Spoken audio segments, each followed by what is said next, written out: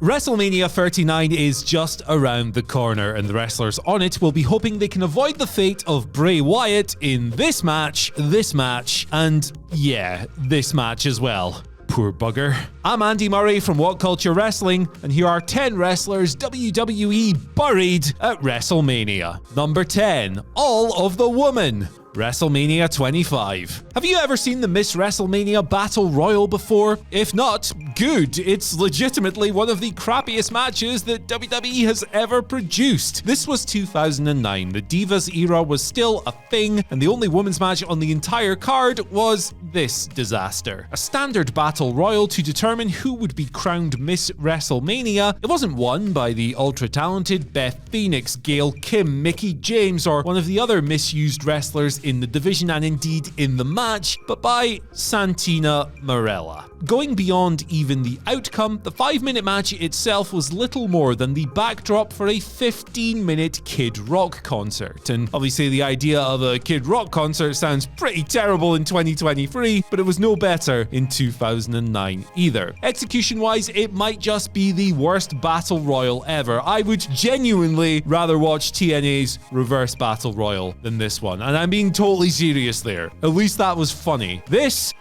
was just rubbish. Number 9, UMAGA, WrestleMania 23.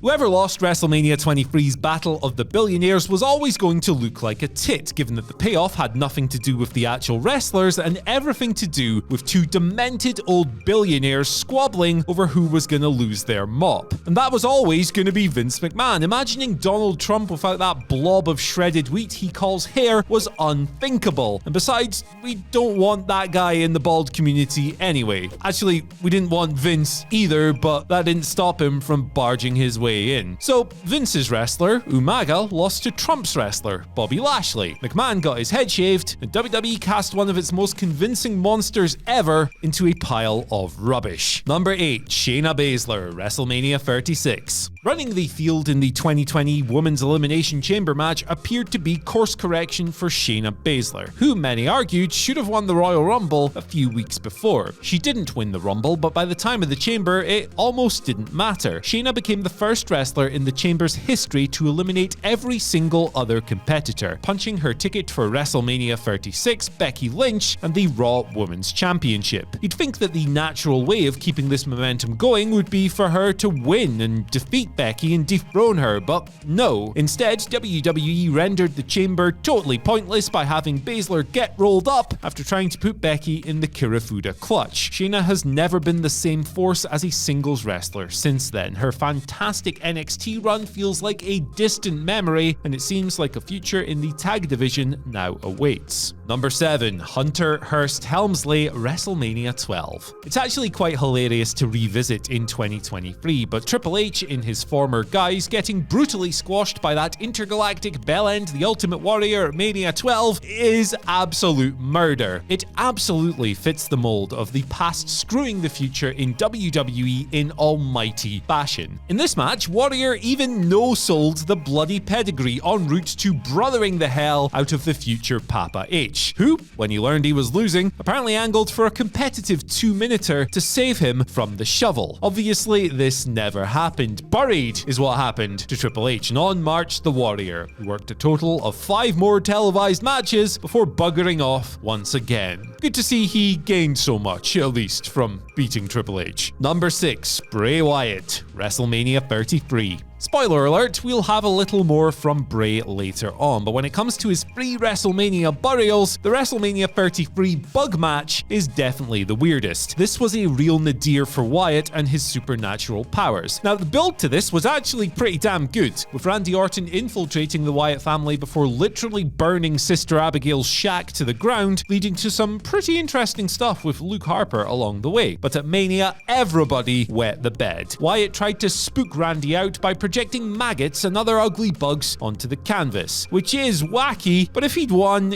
you might be able to give it a pass. Unfortunately for Bray, he just looked like a prized tit when Orton wasn't spooked by the bugs and just won. If you're gonna do the supernatural stuff, you gotta at least pay it off, brother. That's the opposite of what they did here, and yeah, I mean, just don't rewatch this. It's not a fun time. Number 5, Daniel Bryan, WrestleMania 28. Sheamus beat Daniel Bryan in 18 seconds at WrestleMania 28. You probably know that already. Bryan was blown away, and yes, it was a burial. But it was a burial that ended up spawning something quite wonderful, really. While the crowd was already behind Bryan before the show as a potential breakout star, this was the moment that really galvanized the Yes movement into something truly unstoppable. So yes, it felt miserable at the time, and it was miserable. And WWE probably should have just pushed Bryan without this, to be honest. But when the clouds cleared, the guy was undeniable. An unstoppable rise followed, and it was bloody great. Number 4, ERICK Rowan, WrestleMania 32. The Rock beat ERICK Rowan in 6 seconds at WrestleMania 32. 6 seconds. Full-timer ERICK Rowan beaten by The Rock. What else needs to be said? Nothing. That's what. Number 3, YOKOZUNA, WrestleMania 9. Hulk Hogan swooping in after Bret Hart had lost the WWE title to Yokozuna only to defeat the big man for the belt himself was a historic omnishambles showing WWE's inability to move forward in any meaningful way when it desperately needed to at an awkward time in history. The show is broadly regarded as a giant misfire. At the very least, however, WWE promoted 2 of its emerging talents into the main event scene, with Yoko and Bret contesting the WWE Championship. Yokozuna won, he beat the Hitman, but that wasn't going to work for Hogan, brother, who came out seemingly concerned about Bret, who'd been cheated out of the belt by that darned Mr. Fuji. The impromptu challenge that followed inexplicably saw Hulk leave the building with the title, and up to that point, Vince McMahon had rarely felt so devoid of new ideas. It's one of the most Hogan moments that Hogan has ever done, and yeah, it absolutely deserves its spot on this list. Number 2, Booker T, WrestleMania 19.